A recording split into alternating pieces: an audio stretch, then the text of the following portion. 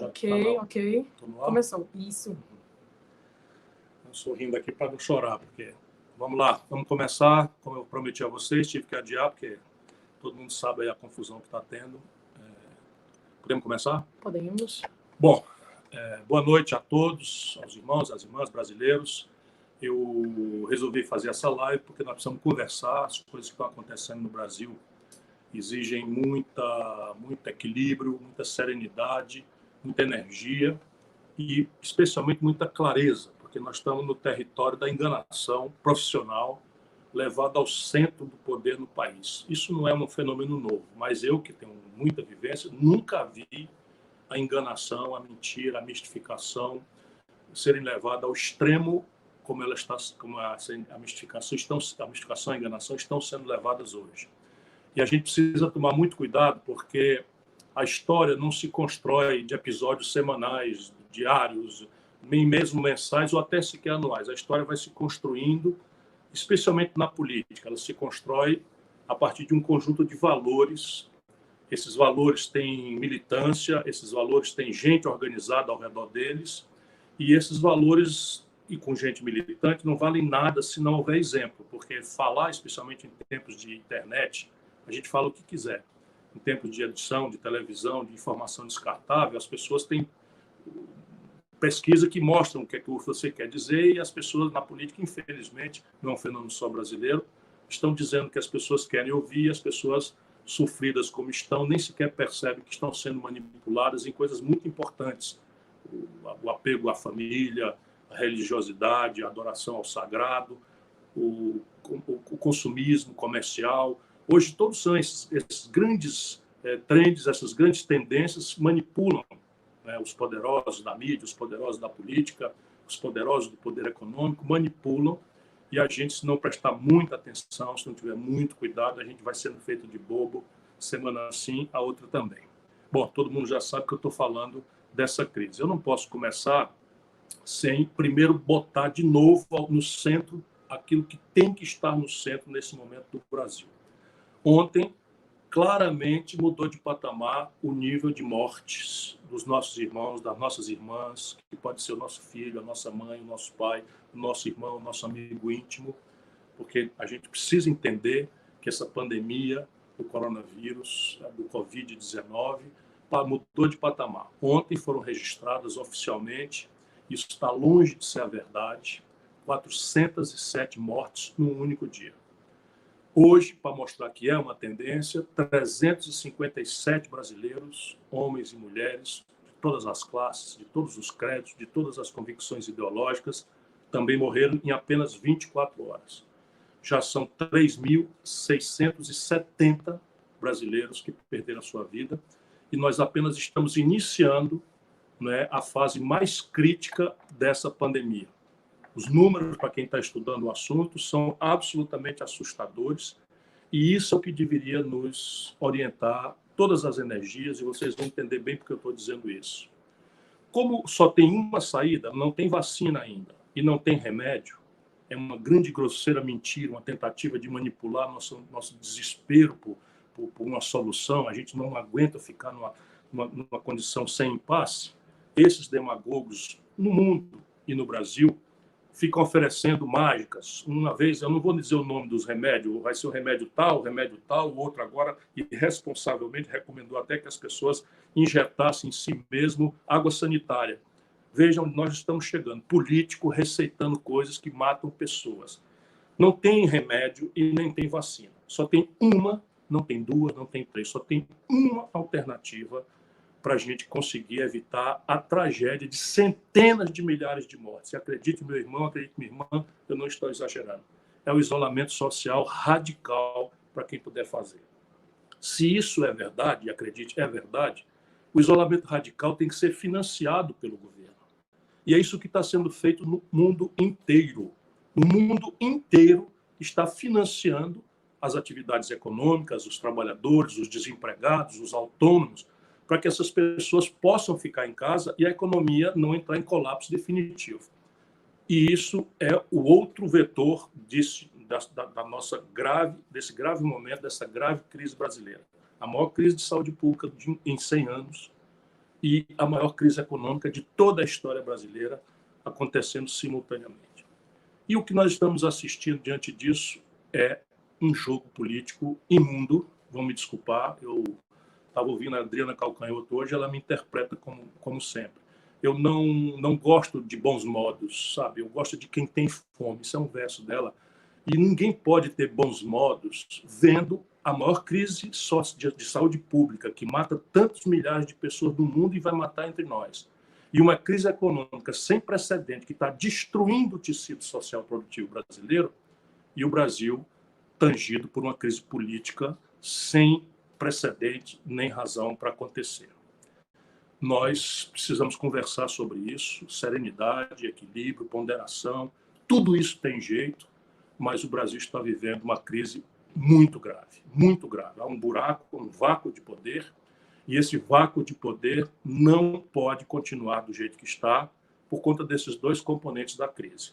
A crise de saúde pública, que vai se contar em milhares de mortes, e a crise econômica, que também está destruindo, como jamais aconteceu, as oportunidades de trabalho, de emprego, de salário, de renda de uma maioria grande da população brasileira.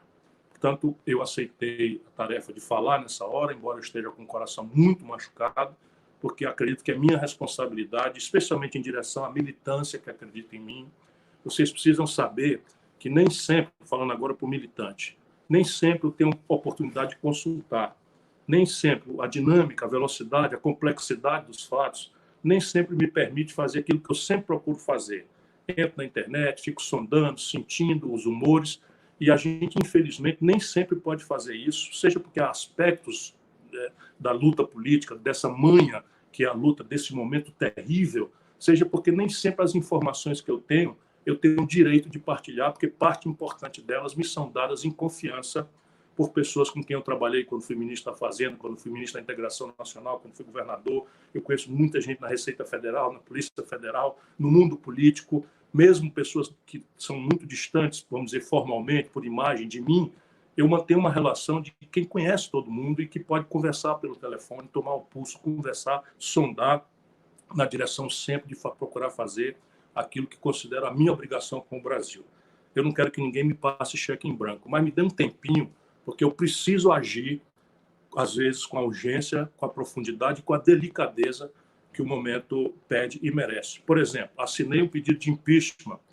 Eu que fui contra o impeachment do Fernando Henrique, quando o Lula propôs. Eu que fui contra o impeachment da Dilma. O único pedido de impeachment, o único estado do Brasil que deu 2/3 dos votos contra o impeachment da Dilma foi o estado do Ceará, e eu tenho uma participação ainda que modesta nesse esforço.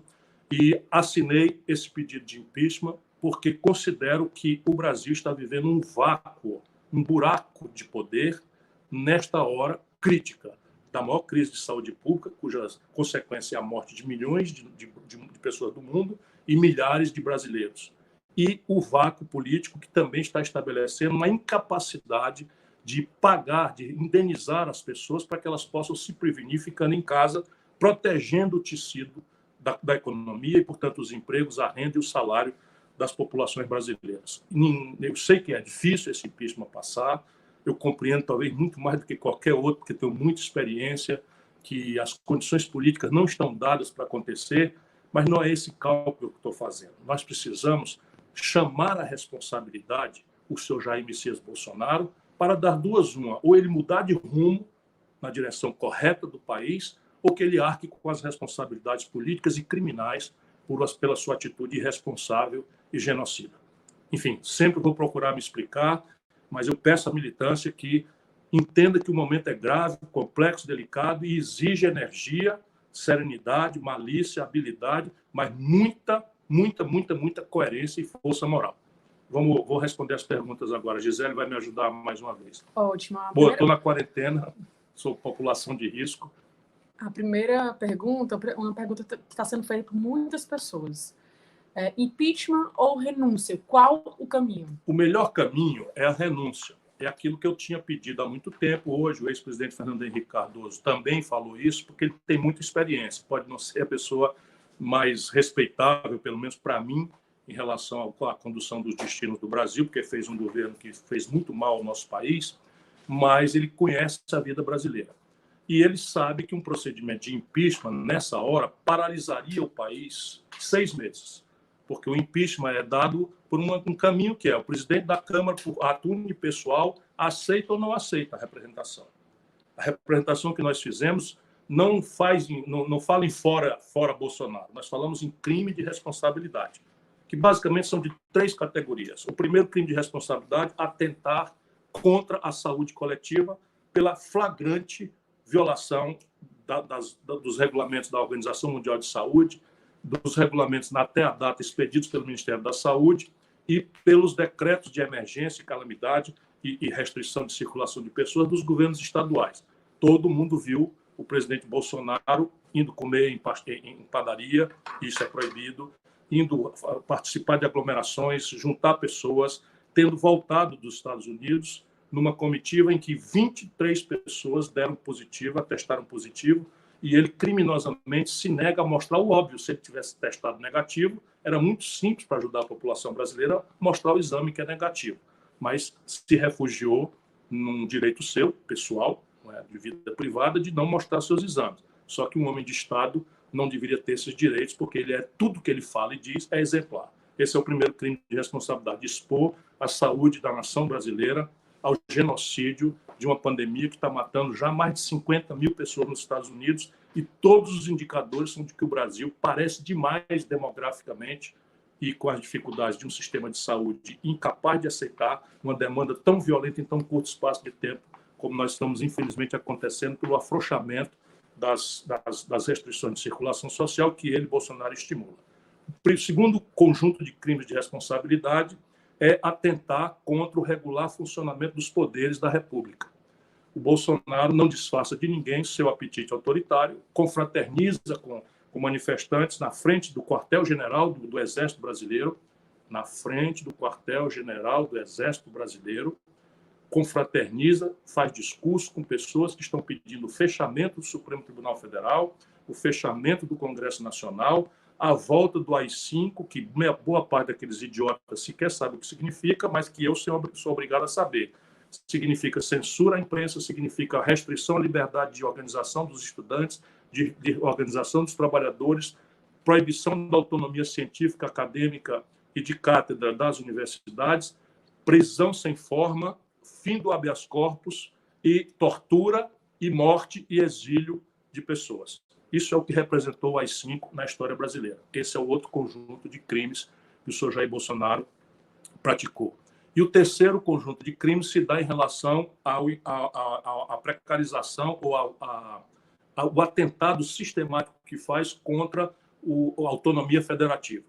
O Brasil é uma federação e o presidente Bolsonaro, sistematicamente, ao insultar governadores, apreender respiradores, restringir importações de respiradores e fazer violenta campanha contra a atitude dos governadores que estão em linha com a ciência e com a Organização Mundial de Saúde, comete o crime de responsabilidade. Isto é a dificuldade do impeachment. Nós precisamos fazer essa denúncia para que ele não pense que está impune. Mas se ele tivesse um mínimo de dignidade e um mínimo de compostura com a população brasileira, ele não faria o país passar por essa agonia que está passando, para além da grave crise econômica e da grave crise de saúde pública. Ele renunciaria. Mas renúncia é um ato unipessoal, unilateral, e tem a ver com dignidade que passa longe, infelizmente, na minha opinião, do senhor Jair Messias Bolsonaro. A segunda pergunta é: a democracia está em risco? Está. Democracia, meu irmão, minha irmã, não é um regime de concessão e nem é um protocolo formal. Democracia é um exercício permanente de conquista. O Bolsonaro está claramente tateando qual é o limite que ele vai encontrar para o seu apetite autoritário e golpista. Isso é uma coisa que a gente conhece. Quem conhece como eu de perto o Bolsonaro, quem tem a memória da sua participação no Congresso Nacional por 28 anos, quem tem a memória das suas entrevistas, quem tem a memória do que ele fala e pensa, sabe que o Bolsonaro não tem a menor vocação para a democracia, não tem o menor apetite para os freios e contrapesos, os entendimentos, contradições, dificuldades dos processos democráticos. Ele não consegue conviver com nada que represente controle, nada que represente crítica, é um paranoico, não é? E vive criando crises, porque tem esse apetite autoritário, acha que ser presidente da República significa virar um imperador dos tempos do absolutismo, que foi revogado ali na Revolução Francesa, e todo dia ele demonstra esse apetite. Já disse que o Brasil só vai mudar quando tiver uma guerra civil, que morrerem 30 mil pessoas, começando pelo Fernando Henrique Cardoso. Falar Fernando Henrique Cardoso 2 vezes na mesma entrevista. Enfim, mas o Bolsonaro vai tentar. Cabe a nós, né, a cidadania brasileira, especialmente nós que temos mais consciência, mais independência, não tenho rabo de palha, ninguém pode me pegar no contrapeso de uma denúncia de corrupção, nem de fisiologia, nem de qualquer tipo de distorção desses fetiches que ele agita, ajudar a fazer a população entender que esse processo de tentativa-erro está em marcha, mas que também nós precisamos dizer claramente que muitos de nós resistiremos. Quando, por exemplo, aqui no Ceará, nós reagimos ao movimento da milícia, que foi estimulada por ele, pelo Sérgio Moro, pelos filhos dele, e que chegou a matar 200 pessoas aqui, e as pessoas às vezes não quiseram entender, nós estamos aqui matando uma serpente no ovinho. Se nós não tivéssemos feito o que nós fizemos aqui, confrontar com força o esforço de uma milícia armada, que levou o terror, fechando escolas, fechando comércio, etc., etc., nós estamos dizendo, daqui para o senhor Bolsonaro, e eu disse na época que nós teremos o pior pesadelo, que quem se meter a rasgar a Constituição, a rasgar a democracia, vai encontrar resistência. Pode não ser uma resistência tão forte quanto aqueles que se consideram os donos das armas, mas alguém vai resistir na linguagem que for necessário resistir. E para esse jornalismo frufru do Brasil, que está na base de ter chegado a esse fenômeno do Bolsonaro, eu já disse e vou repetir, não será com flores que nós vamos derrotar o fascismo. Terceira pergunta, da Débora, do Rio Grande do Sul. Ciro, fale mais da simbiose entre Moro e Bolsonaro. Por que o rompimento? É igual com Guedes? Não, é diferente. O Moro é um ambicioso sem nenhum tipo de escrúpulo. E ele revela isso todo dia. Eu vou dizer de novo, hoje é o dia em que a grande mídia, né, está nos obrigando a escolher quem tem razão, Bolsonaro ou o Moro. Não caia nessa, meu irmão. Aí, nessa briga do Bolsonaro com o Moro, a gente deve torcer pela briga. Não que a gente devesse desejar essa briga. Eu queria que a briga fosse contra o coronavírus, que a briga fosse contra a falta de respiradores, que a briga fosse contra a falta de leitos de UTI, que já estão obrigando profissionais de saúde a optar em quem vai morrer sem fôlego e quem vai morrer ou não vai morrer com respirador no Rio de Janeiro, em Manaus, em Fortaleza, em Recife, em vários lugares do Brasil e vai se espalhar pelo país inteiro. Essa era a briga. Mas já que o Bolsonaro, na sua irresponsabilidade, produz crises, nós não vamos cair nessa. A única coisa boa dessa confrontação é a própria confrontação. Por quê? Porque hoje pela manhã nós vimos praticamente vários capítulos do Código Penal serem ditos pelo ministro da Justiça do Brasil, ainda naquela data no cargo, como ainda está hoje, não foi escolhido seu sucessor, em que estava ali improbidade administrativa, estava ali crime de responsabilidade, estava ali advocacia particular, né, exercitada por autoridade pública, ali estava obstrução da justiça, ali estava, enfim, uma série de prevaricação, inclusive do próprio Sérgio Moro, que prevaricou. Se é verdade aquele conjunto de coisas que ele falou, ele não podia ter deixado para hoje, não é, essa demissão a pretexto que está saindo para proteger a autonomia da Polícia Federal. E hoje nós já sabemos que o Bolsonaro disse que ele aceitava a troca do diretor da Polícia Federal se fosse feita em novembro, depois da nomeação dele, Sérgio Moro, para o Supremo Tribunal Federal. Portanto, nós estamos sabendo, por dentro das entranhas mal cheirosas, do que é bolsonarismo boçal, do qual o Sérgio Moro é parte fundadora. Agora, muitos ex-bolsonaristas estão querendo se apresentar na enganação, mas o Sérgio Moro é bolsonarista boçal fundador. Nós precisamos ter clareza disso para não cair de novo na construção de falsos heróis. Semana passada era o Mandetta, né? Já esqueceram o Mandetta, agora o novo convidado pelo Witzel, convidado pelo Dória, porque nenhum desses caras respeita a opinião pública brasileira. Nenhum deles respeita, todos supõem que nós somos todos um bando de idiotas. Cabe a nós mostrar que somos muito inteligentes. E é na inteligência do povo brasileiro que eu aposto. Então, veja, Um juiz nos Estados Unidos, na França, na Alemanha, jamais largaria a magistratura porque era popular, porque condenou um político. Não interessa aqui se o político era culpado ou não. Eu estou cansado de saber que Lula não tem nada de inocente. Eu estou falando do Moro. O Moro condena um político e, em seguida, vai ser ministro do político que foi beneficiado pela sua condenação. Isso não aconteceria em lugar nenhum do mundo. E diz originalmente quem é o Moro na origem. Né? Repetindo aqui. Hoje, o Moro faz outra coisa que um homem sério não pode fazer. Devassa conversas pessoais, privadas dele com o chefe funcional dele. Vocês imaginam, como eu sou um crítico azedo do Fernando Henrique, se eu resolvesse falar as coisas que eu sei do Fernando Henrique em confiança? Vocês imaginam, crítico como eu sou da deformação, da corrupção que o Lula, infelizmente, começou a sofrer, se eu, de repente, perdesse qualquer critério de caráter, de ética, e começasse a falar as coisas que eu sei do Lula e pelo Lula, em função da confiança que ele teve em mim? Isso não se faz. Isso representa falta de caráter. E nós assistimos isso hoje. Assim como o Bolsonaro. O Bolsonaro dizer hoje para o grande público, né, que o Moro quis ir visitá-lo no hospital entre o primeiro e o segundo turno, que o Moro foi na casa dele, que o Moro pediu a ele para ser ministro do Supremo Tribunal Federal, tudo isso vai ficar a palavra de um contra o outro. E são dois mentirosos, contumazes. Nós estamos cansados de saber, quem conhece a vida como eu, que os dois são profundamente mentirosos. Então, nós não precisamos dar razão a nenhum nem outro. Nós precisamos exigir aquilo que já aconteceu hoje no fim da tarde. O Procurador-Geral da República, aliás, dando sequência à minha primeira manifestação, que eu falei no primeiro minuto, quando eu assisti à entrevista do Moro, fez uma representação ao Supremo pedindo para abrir um inquérito para apurar todo esse conjunto de crimes que estão ali indiciados e chamando o Moro para depor. Isso é fundamental, porque o Brasil não vai sair dessa gravíssima encalacrada se a gente for obrigado a acreditar em Papai Noel ou mula sem cabeça. A gente não deve acreditar nem em Papai Noel, nem em mula sem cabeça. As instituições têm que mostrar as coisas com a severidade, a seriedade e o objetivo com que essas coisas precisam ser esclarecidas para o povo. Vamos lá, Gisele. Ok, a próxima é da Laura, de Recife.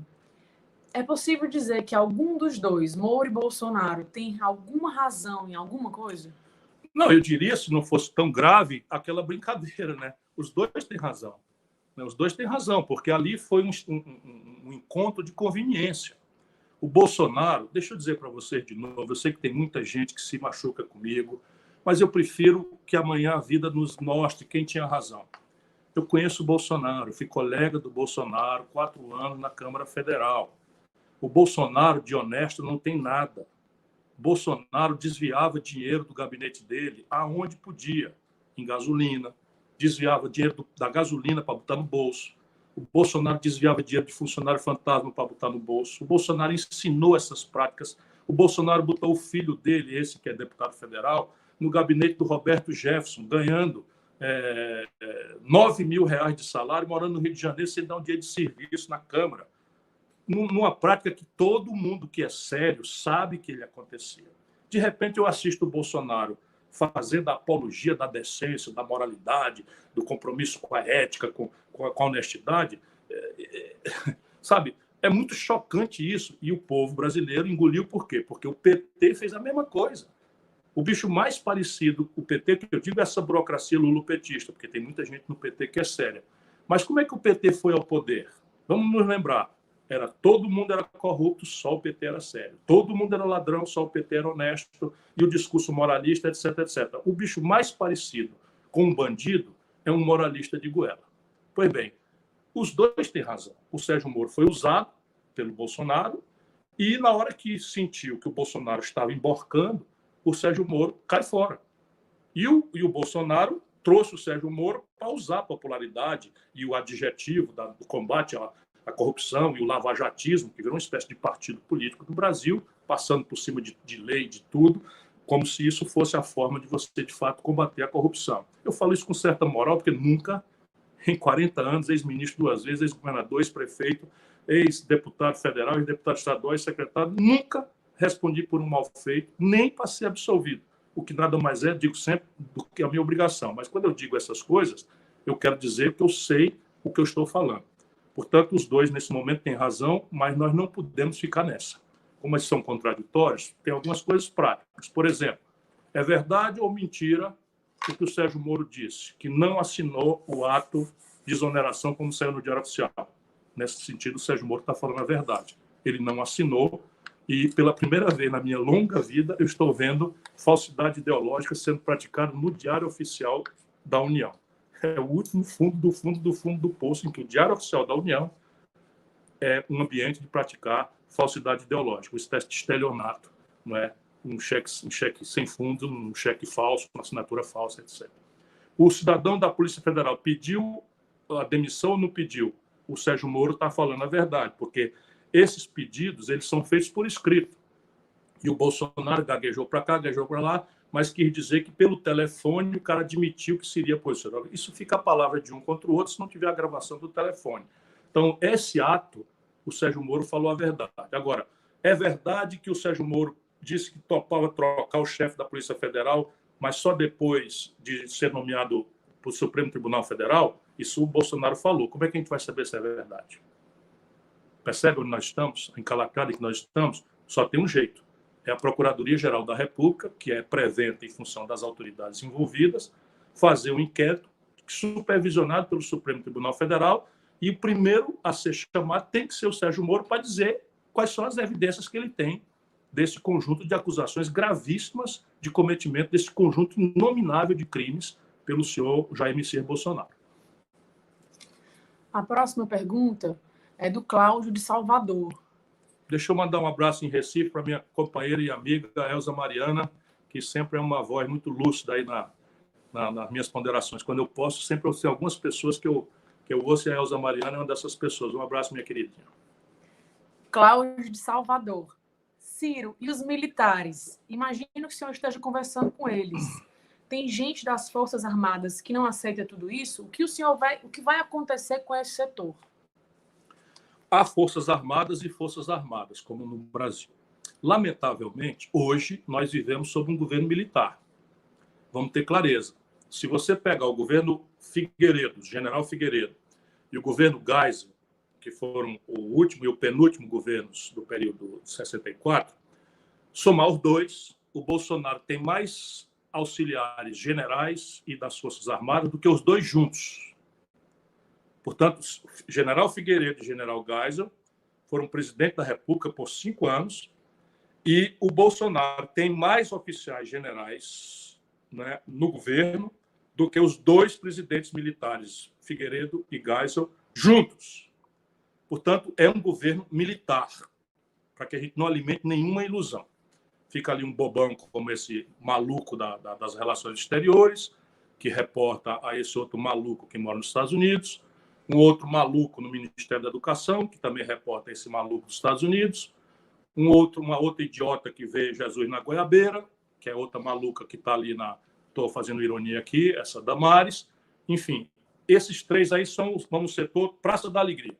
O resto do governo é tudo militar com o Paulo Guedes. O Paulo Guedes está virando o próximo da lista. Por quê? Porque ele não sabe, não conhece o Brasil. Ele não sabe como enfrentar essa crise econômica. O Paulo Guedes queria sair com R$200 de apoio à nossa comunidade, que colapsou na renda. Lutamos feito um condenado lá no Congresso Nacional, levamos isso para 600, ele não conseguiu pagar ainda a mais da metade dos brasileiros. O brasileiro que não está precisando desse auxílio precisa saber, e essa é a nossa luta. Mais da metade dos brasileiros, da informalidade, do desemprego, do Bolsa Família, do Cadastro Único, mais da metade não receberam ainda a primeira parcela. E a ajuda só foi acertada por 3 meses, quando qualquer bobinho minimamente sério sabe que os efeitos econômicos e no emprego dessa crise vão atravessar muito mais longe do que 3 meses. E o Guedes faz um socorro aos bancos, R$1,2 trilhão, sem exigir dos bancos nenhuma contrapartida. Ele faz isso e os bancos retraem o crédito e aumentam a taxa de juros. Porque o Guedes não compreende, não sabe e não tem ideologicamente nem sequer a capacidade de ter maleabilidade, como os americanos, os alemães, em todo mundo abandonou esse ideário de uma pseudo-austeridade, que não tem nada de austeridade, para tentar atravessar essa pandemia minimizando as sequelas sociais e econômicas terríveis e fatais que vão acontecer. Portanto, ele vai ser demitido também. Ele já está com as barbas de molho, porque esse grupo de militares tem aí uma compreensão, muito rasa, muito superficial. É uma ilusão completa a gente imaginar que a formação militar prepara estadista. E olha que eu sou uma pessoa que tem todas as medalhas das Forças Armadas Brasileiras, tenho por elas um imenso respeito, uma imensa afeição, tenho muita honra, embora aqui e ali eu dê vontade de devolver umas medalhas em determinados gestos, mas, especialmente esses que entregam o Brasil, entregaram a Embraer para o estrangeiro sem uma reação, entregaram a base de Alcântara sem uma reação, às vezes me deu um impulso de devolver as medalhas, mas fico imaginando que o brigadeiro Eduardo Gomes, que o Duque de Caxias, estão revirando no túmulo, e que isso vai ser uma fase ruim que nós vamos passar. Então, há militares e militares, nesse momento, eles estão no comando. Todo sucesso e todo fracasso, nós precisamos esperar deles. E eu espero que eles botem juízo no Bolsonaro. E o Bolsonaro tem ódio às Forças Armadas. Foi expulso com desonra, teve que engolir uma aposentadoria com 33 anos de idade, e esse ódio ele não vai esquecer jamais. E ele está fazendo uma espécie de vingança, talvez nem perceba.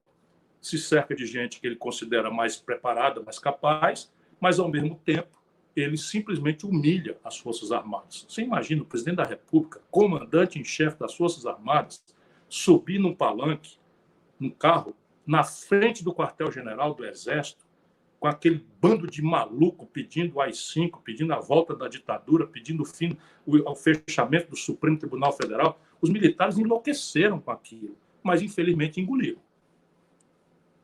De novo.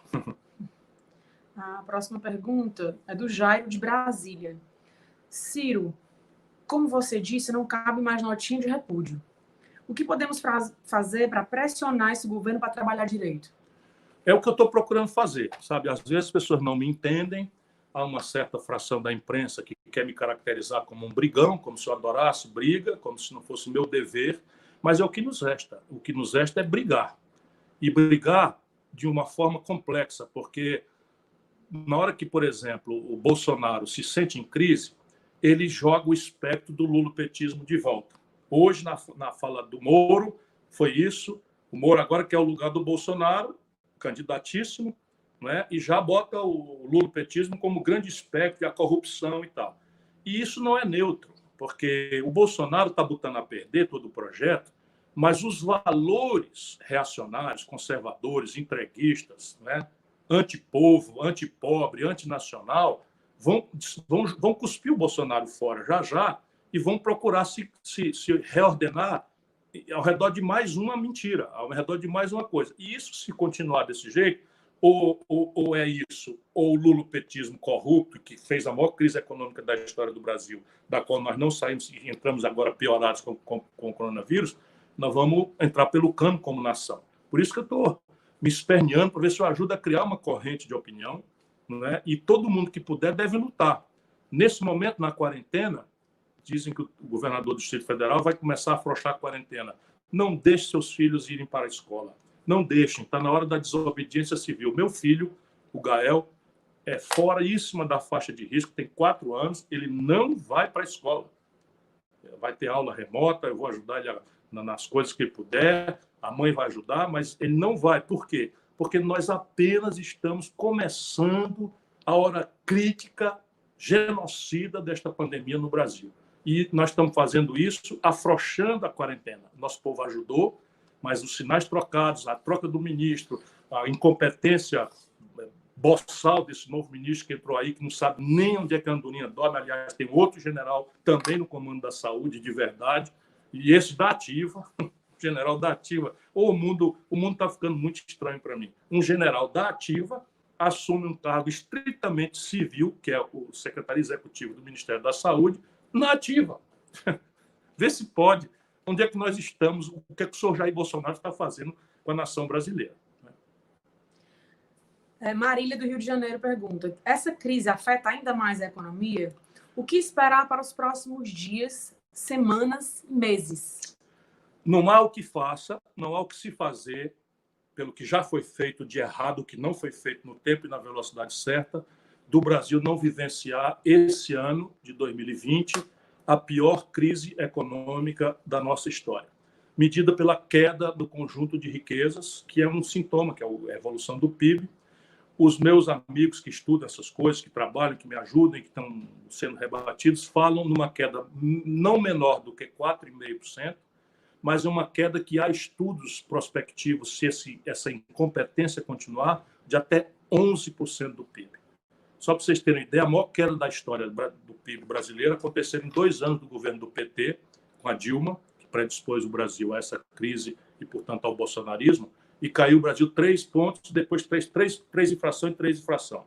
Nós estamos falando em cair talvez até 11 pontos. Mas vamos ficar aí no meio entre 11 e 4, nós estamos falando de 7 pontos, de 5 pontos, de 6 pontos, nunca houve nada parecido.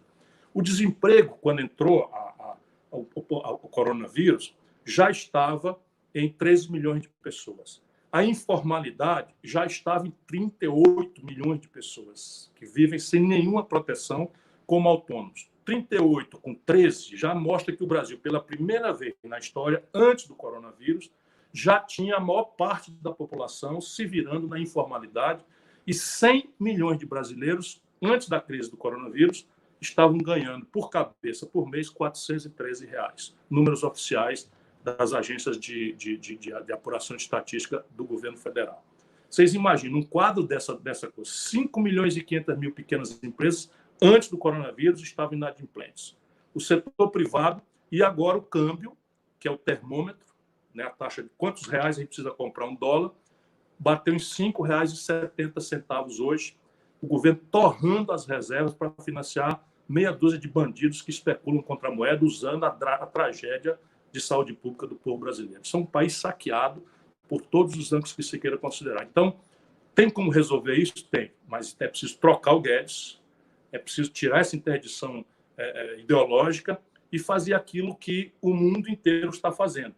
Qual seja, restaurar o crédito, ou seja, nós temos que tirar os bancos privados do caminho, pegar o Banco do Brasil, a Caixa Econômica, o BNDES, o Banco do Nordeste, o Banco do Sul, e irrigá-los com dinheiro do Banco Central, que está autorizado já para isso, e fazer com que eles emprestem diretamente às micro e pequenas empresas mediante a condição de retenção do emprego e manutenção de salário. Porque essa providência de manutenção do emprego com corte de salário e a indenização com seguro-desemprego também é muito precária e muito injusta, sem a contrapartida do setor empresarial. E de onde é que vem o dinheiro? Na partida, o Guedes dizer que não tem dinheiro é ou mentira grosseira, que é o que eu acho que é, ou um despreparo que não cabe mais para quem já está 1 ano e tanto lá no Ministério. O Brasil tem hoje, deixa eu dizer para o Brasil inteiro, 1 trilhão com T de tapioca, 355 bilhões de reais guardados no Tesouro, no Caixa Único do Tesouro da União.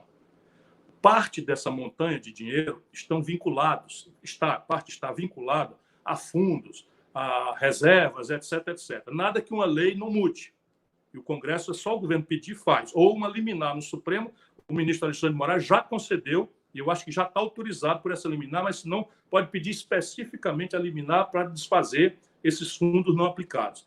Mas sem necessidade disso, temos 150 bilhões de reais hoje sem vinculação nenhuma. Um mero colchão de segurança que o governo guarda, assim como as reservas cambiais que eles estão torrando para financiar meia dúzia de especuladores, quando podia usar para fazer um grande fundo soberano para refinanciar o passivo das empresas que aderissem a um programa de manutenção de emprego e manutenção de salários. Eu não quero ser chato, eu quero apenas dizer que tem saídas. Essas saídas o mundo inteiro está praticando. O Brasil, melhor do que o mundo, tem condições para fazer, porque são tantas loucuras, e, no limite, expandir a dívida pública nos 6, 7% do PIB são absolutamente suficientes para resolver esse problema.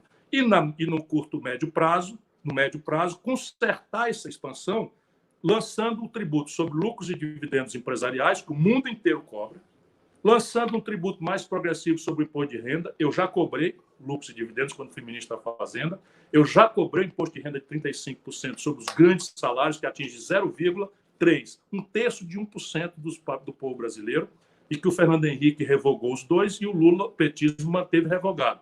E você agravar o tributo sobre patrimônio acima de 20 milhões de reais, com alíquota pequena, de 0,5% a 1%. Esses três movimentos juntos arrecadam 300 bilhões de reais por ano, mais do que suficientes para resolver o problema em 3, 4, 5 anos, que é o que nós precisaremos para tirar o Brasil dessa crise. A Joana, de São José dos Campos. Ciro, sou enfermeira. Nosso trabalho é Minha fundamental. irmã, que Deus te proteja. Me machuca ver gente defendendo o fim da quarentena. Mande um recado, Cirão, para o povo ficar em casa. Como é que ela chama? Joana, de São José dos Joana, Campos, enfermeira de São José dos Campos, no interior de São Paulo. Minha irmã, que Deus te cubra de todas as bênçãos possíveis, que te proteja, que te guarde, e em ti a minha prece que proteja e guarde todos os profissionais de saúde desse país. Eu me emociono porque eu não sou teórico dessas coisas. Eu estou aqui em Fortaleza, aqui eu sou ligado ao prefeito da capital, ao prefeito da minha cidade, ao governador do estado, e eu sei diariamente o drama que o nosso povo está passando, não é? Por falta de leite de UTI, a gente corre a mais 10 leitos, a mais 10, a mais 20, a mais de 370 leitos foram abertos no Ceará e não dá vencimento. E o que a Joana está pedindo é o que eu vou pedir de novo, pedindo a Deus que ilumine a minha palavra. Esse vírus não tem partido, esse vírus não tem ideologia, ele simplesmente é um assassino que, uma vez se estabelecendo, mata a gente de qualquer idade, de qualquer classe social, de qualquer fé, de qualquer credo, de qualquer cor, de qualquer etnia, de qualquer concepção ideológica. Ele mata sem fôlego, mata afogado. Agora, pense junto comigo, você, meu irmão. A questão básica é a seguinte: se apenas um de cada 100 brasileiros for contaminado, nós temos 2 milhões de brasileiros contaminados. Se cada 5 desse milhão for contaminado da forma grave, precisando de respirador, de UTI, de máquinas e de profissionais, nós vamos ter aí 200 mil pessoas precisando de UTI, de respiradores. Hoje, no Brasil, tudo, juntando a iniciativa privada, os hospitais dos ricos, dos planos de saúde e do setor público, nós só temos registrado 44 mil leitos de UTI. Portanto, se 200 mil pessoas, eu estou falando aqui 1 de 100 e 1 de 100, que são os números mínimos, e todo mundo fala em 70%, eu estou falando de 1. Nós vamos ter 200 mil pessoas precisando para viver ou morrer de um leito de UTI, de um respirador, para não morrer afogado. Se essas 200 mil pessoas forem todas ao mesmo tempo para o sistema só tem 44 mil vagas. Entendeu? Por isso é que nós precisamos, para quem puder naturalmente, fazer a quarentena. Para nos proteger, mas para proteger a todos os outros, para proteger a quem precisa, que são os profissionais de saúde, os policiais, os garis, os lixeiros, os motoristas de caminhão, os caixas de farmácia, os caixas de supermercado, ou seja, as atividades que são essenciais e que não podem fazer o isolamento social. Não fazer isso é simplesmente assassinato. Entenda isso, pelo amor de Deus. Não vá pela cabeça de seja quem for o político. Examine se esses números que eu estou lhe dizendo são verdadeiros e científicos ou se é uma mentira que eu estou fazendo. Nos Estados Unidos, passou de 50 mil mortos hoje. Sabe quantas pessoas morreram no Vietnã, que foi a guerra mais humilhante que os americanos já tiveram? 53 mil. A gente, no Brasil, quando cai um avião, a gente fica todo mundo comovido, faz orações, faz não sei o quê, tal, etc. Sabe quantas pessoas morrem numa queda de avião? 150 pessoas. No Brasil, ontem morreram 407 pessoas. Hoje morreram 357 pessoas. Amanhã vão morrer, que Deus nos livre, mais outras 400 pessoas. Não é possível que a gente ainda fique pela cabeça de idiota da política, de bandido que só pensa em política e eleição. A próxima pergunta é da Fernanda, de Florianópolis. Bolsonaro será preso um dia? Se eu for presidente da República, cada um dos bandidos que estão nos dando essa tragédia no Brasil vai responder. Claro que o presidente da República não prende ninguém. Eu não sou o Bolsonaro para andar mentindo. Mas eu, presidente da República, puxarei a responsabilidade e indicarei ao Poder Judiciário e ao Ministério Público as responsabilidades de todos esses que estão expondo o Brasil a essa tragédia de saúde pública, antes de mais nada, e econômica na sequência, além do entreguismo traidor do interesse nacional aos estrangeiros. Gabriel, de Vitória da Conquista. Ciro, e a nossa imagem internacional? Como afeta a nossa vida? Hoje, Gabriel, infelizmente, o nosso país virou um pária internacional. Sabe aquela pessoa que só que tem bullying, que ninguém quer mais conviver? E isso tem traduções práticas. Por exemplo, o único país do mundo que tem excedentes dos reagentes químicos para o teste de coronavírus é a China. O único país do mundo que tem respiradores excedentes para vender para o mundo é a China. O único país do mundo que tem os monitores, os equipamentos excedentes para a UTI é a China. O que é que o Brasil faz? Bolsonaro, o ministro chanceler do Bolsonaro, o chefe do Itamaraty, que é um grande filho da puta, desculpa, não posso deixar de dizer uma coisa dessa natureza, até me desculpo com vocês, porque... Mas, enfim, quando eu lembro disso, esses camaradas abriram um caso com a China.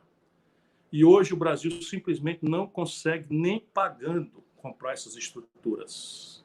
Deixa eu dizer de novo, por que eu saio um palavrão da minha boca quando eu penso nisso?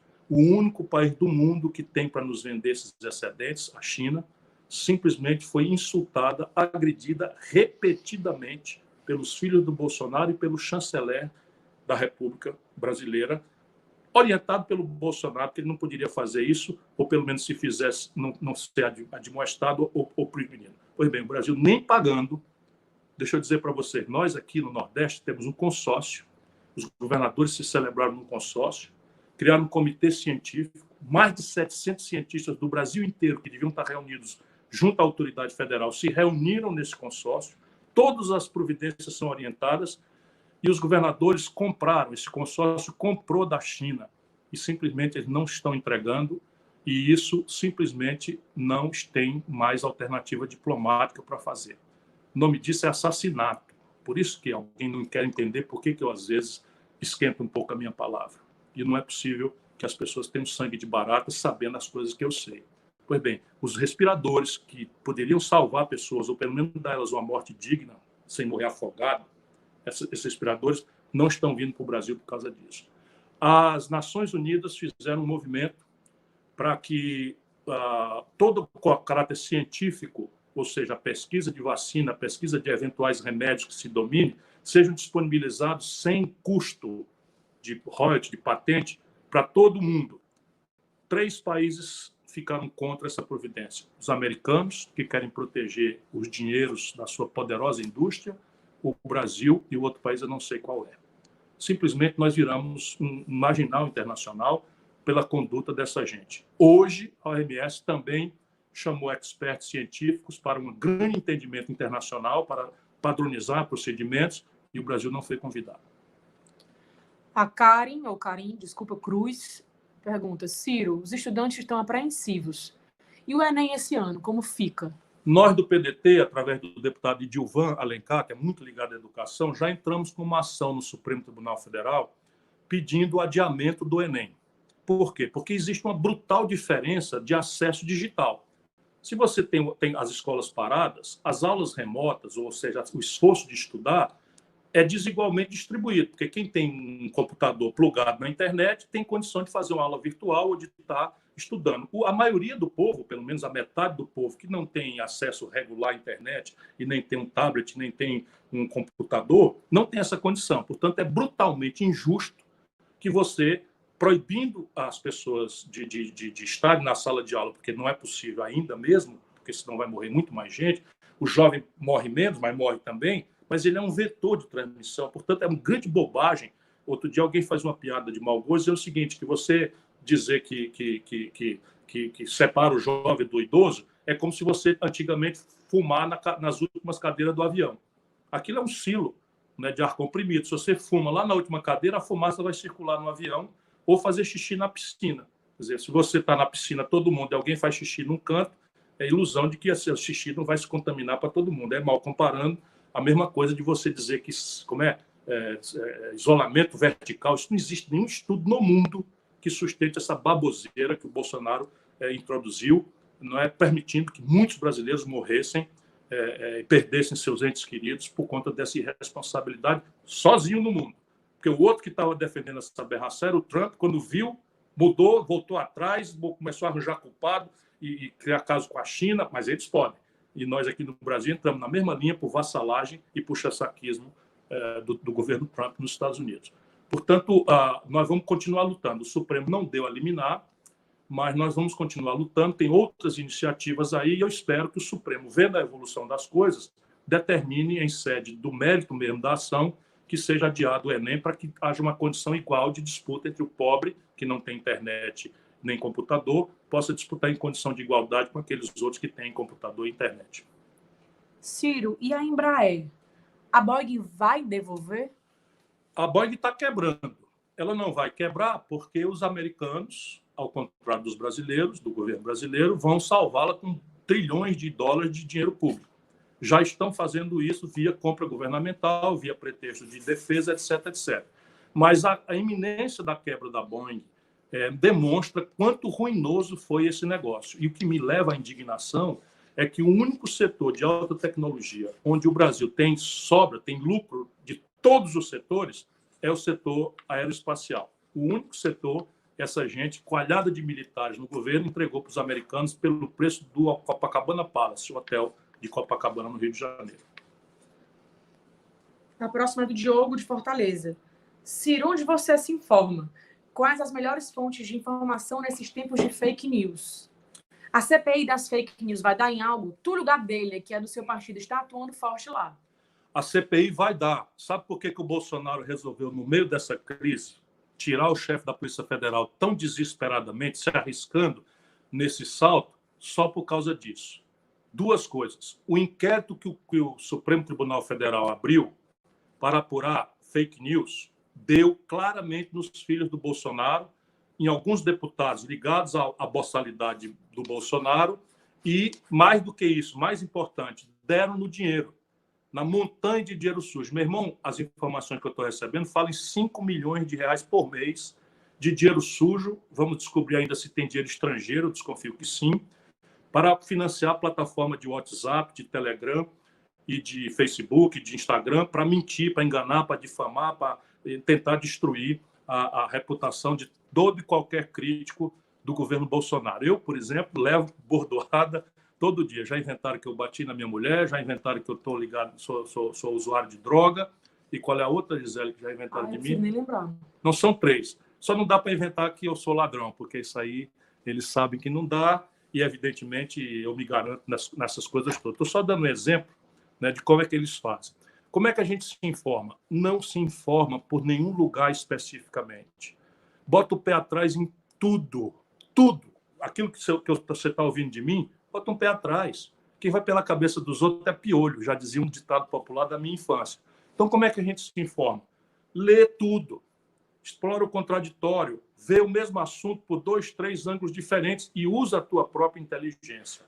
Em tempos de fake news, é apostar na nossa própria inteligência. Se você está vendo assim, muito fácil, vamos acabar com a corrupção, e o culpado de tudo que está aí é não sei o que e tal, aí pega um estagiário só porque é popular na televisão ou conversa mole, não sei o que e tal, vamos virar presidente da República. A gente paga caro, paga muito caro por isso. O Hudson, de Juiz de Fora... Sou cidadão honorário de Juiz de Fora, Hudson, seu conterrâneo. Verdade. Ciro, o Brasil tem saída? Ah, claro que tem. Deixa eu dizer aqui, ó, a base física... Desculpa, ele pergunta, podemos ter esperança? Que é importante. Mais do que isso, nós temos que construir. Esse meu novo livro já está na editora. E, em um certo momento, eu também sou rondado pela decepção. Imagina, 62 anos de idade, já fui candidato 3 vezes, aí vejo um cara como o Bolsonaro ganhar a eleição, aí depois o Bolsonaro, uma tragédia dessa, eu vejo as conversas mole, a imprensa inventando, imprensa não, a parte da grande mídia já inventando, aí o Luciano Huck vai ser presidente, aí o Moro vai ser presidente, eu fico pensando, meu Deus, o que eu estou fazendo nisso aqui? Mas eu demoro muito pouco nessa tristeza, não é? Aí eu faço logo, transformo isso em revolta, para vir aqui lutar, que é o que eu estou fazendo agora, e esperança. Mas esperança boa não é aquela que a gente tem achando que o futuro vai chegar. Esperança vem de espera. A gente não deve esperar. A melhor forma de ter um futuro melhor é tomar ele nas mãos e construí-lo. Isso está escrito lá no meu livro.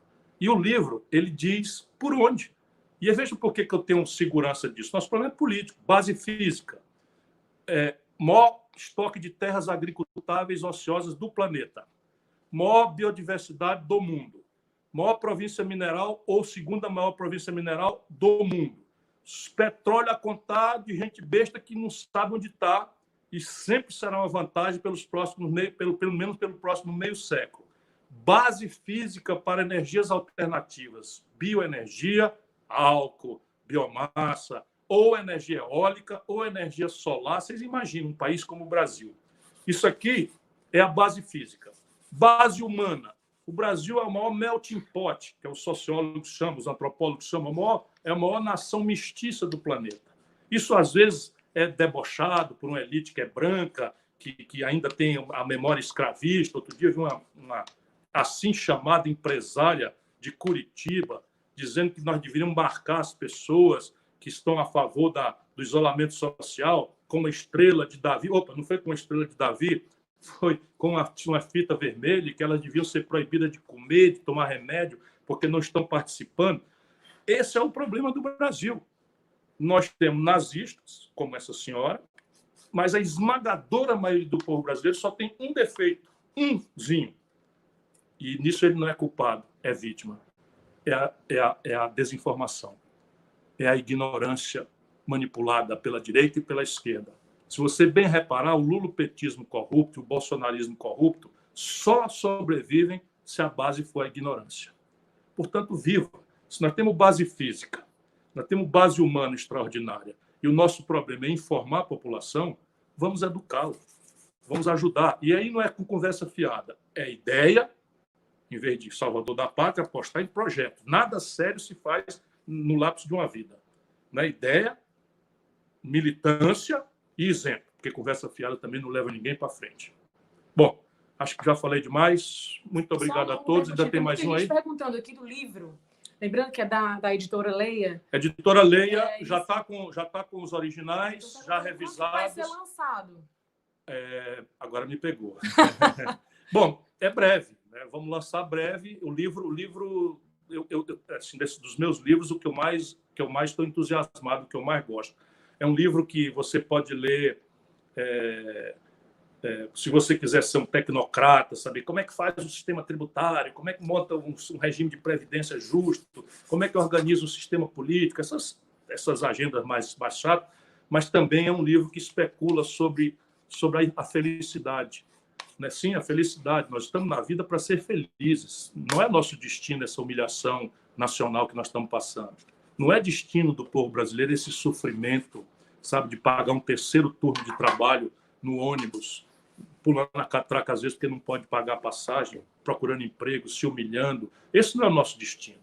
Nosso destino é para brilhar, é para fazer o mundo ficar encantado com o nascimento de uma civilização poderosa, de mestiços que se respeitam e dão valor à produção e ao trabalho. Está lá no livro. Quando sair, eu vou anunciar para vocês. Um beijão. Desculpa aí um momento ou outro, mas sabe como é? Ninguém pode chamar de Vossa Excelência quem nasceu para ser aquilo que esse cara que eu já falei, não vou falar de novo. E a gente precisa botar os pingos nos is no Brasil, meter o dedo no nariz dessa gente e dizer: sai do meio que o Brasil quer fugir. Quer andar, quer crescer. Um abraço para todos.